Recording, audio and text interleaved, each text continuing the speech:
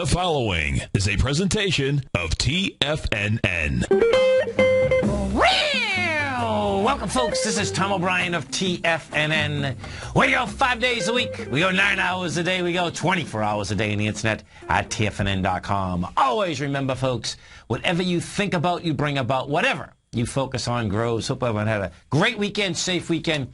Let's make it a great week, folks. Let's take a look at one of our 4 agreements. Cultivate wisdom.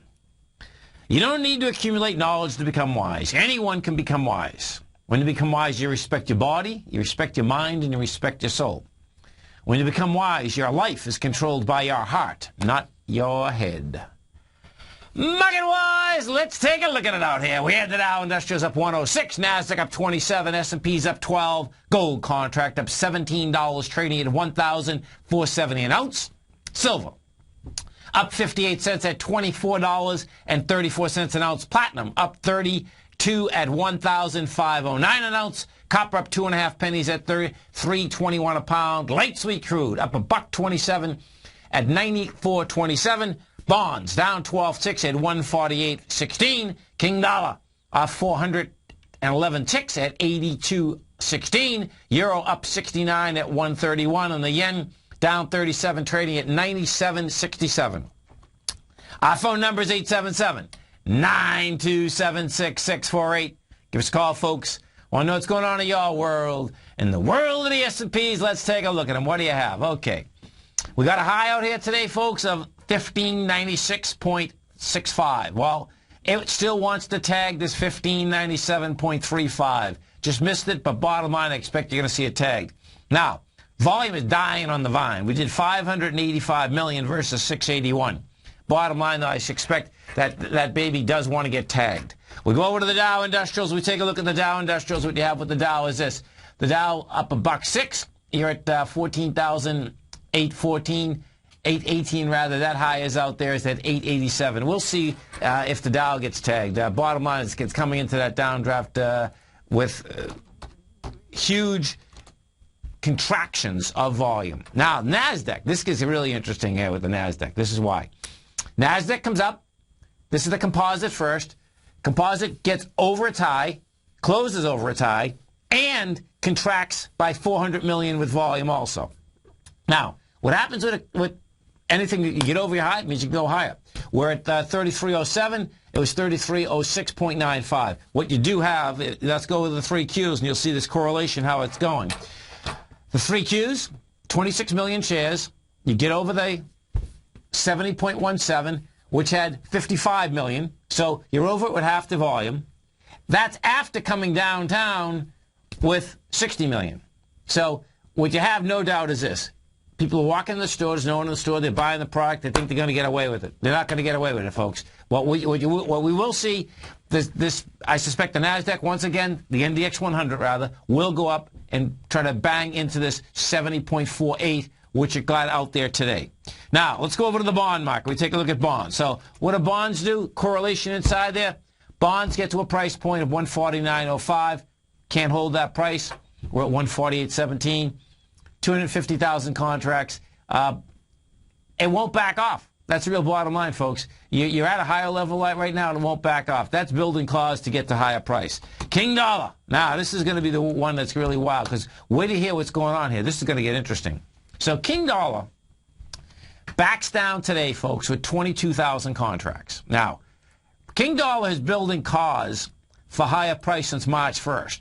This pulling back with 22,000 contracts, you were pulling into 51,000. Okay, so bottom line, still in building cause to get the higher price. But listen to this, because this is a trip. Now, that's the technical setup. The fundamental setup for the dollar, you're going to love this. So we know that we have huge debt. We've been talking about the bond market and actually how we're so lucky, meaning in the United States, that we're actually printing the bread, because as the bread gets printed, meaning the dollars get printed, what's happening is that the Fed is buying them. So the Treasury issues the bonds. The Fed prints the money to buy the bonds back. The interest gets paid to the Fed. The interest payment goes from the Fed back to the Treasury. Okay? That's the first part. The second part, this is even bigger, though. So check this out, folks. this is the first time since 2007 that the Treasury actually plans on paying back the debt. Okay? This was the first quarter, where in 2013, that we actually took in more money than we spent. Now, and it's not going to be just the end of it. This is just the beginning of it. Okay, so check this out. The U.S. Treasury projected it's going to pay down government debt this quarter for the first time in 6 years as tax receipts exceeded forecast and spending diminishes. The net pay down in marketable debt was estimated at $35 billion in the April to June period. Now check this out, compared with the projection only 3 months ago that they thought they were going to need to borrow another $103 billion. So you had two different things that end up happening. We don't need the $103 billion, and we're paying down $35 billion. Now, that's not a huge amount of money, but you know what? It's a change of trend. That's what it really comes down to. Now, what happens is this. Go back to the dollar again. That correlation, that fundamental correlation inside the dollar, folks, is going to basically take that up. There it is. And, you got to remember something, that the economy is going forward. When the economy goes forward, flat out, the expansion and margin in taxes goes up dramatically, okay? Because you need cash flow in order to pay taxes. Bottom line is that we know there's taxes on everything. But you're going to see how this is going to work out. This is going to be really interesting watching this whole baby shake out. Our phone number is 877-927-6648. Now, let's go over to that gold market, look at gold. So, gold out here today, we've done a 50% retracement of the move down. And bottom line, my take on this, there's not enough juice in it. We're going to see gold's at 1472. I suspect we're going to see that 1404 tested. It's going to depend on how does it get tested. What we'd love to see is that you come down fast, furious on the test, and this is why. If you're a bull, what you don't want to see is you don't want to see this pullback and not go after its low and hang close to its lows, because that would be building costs for lower price.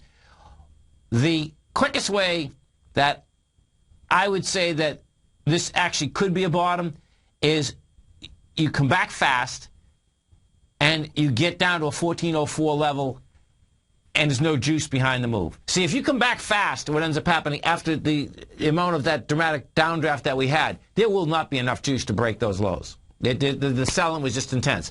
But if you come back slow and you build cause sideways, there will be. Let me go over to Apple and show you what the difference is. And with Apple, this is going to be really interesting too. So Apple is up $12 today. This is a dead cat bounce. But you can see each and every leg down with Apple built cause for about a month and a half, then broke to lower price. That is what building cause is all about. Now, you're going to love this. So on a technical basis, Apple goes up on 22 million. Well, guess what? It's going to 44 million. Apple's going to go to ICE, and that's about it. ICE and Apple is $437.99. That's what it looks like.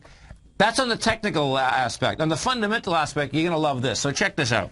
So Apple, this is the first time since, let's see, when? Oh, my God, this is a long time. So check this out. So Apple has $145 billion in cash. That's all we keep hearing about, right? Well, guess what? They're going to spend $100 billion of that, $50 billion with the dividend, $50 billion with a buyback.